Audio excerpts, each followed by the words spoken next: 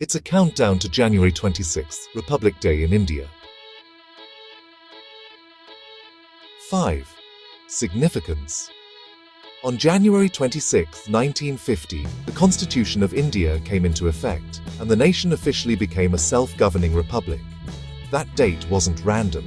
It honors January 26, 1930, when the Indian National Congress declared Purna Swaraj, complete independence.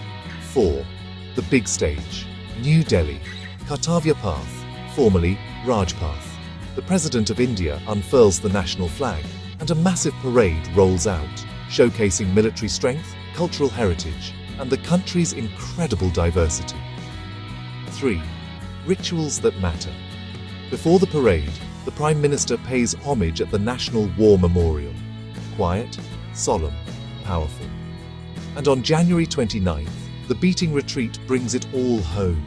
Military bands, precision, tradition echoing through the evening. 2. This year's highlight reel. It's the 77th Republic Day in 2026. Expect themes around 150 years of Vande Mataram, echoing a century and a half of patriotic spirit. Watch for modern defense capabilities too, showcasing systems like BrahMos and Akash, symbolizing a confident, forward-looking India. 1. All of India celebrates. It's a gazetted national holiday. From state capitals to schools and offices, you'll see flag hoisting, cultural programs, and a lot of tricolour pride. 0. Why it matters. Republic Day isn't just a ceremony. It's a reminder that a nation wrote its own rules, chose its own future, and keeps marching forward.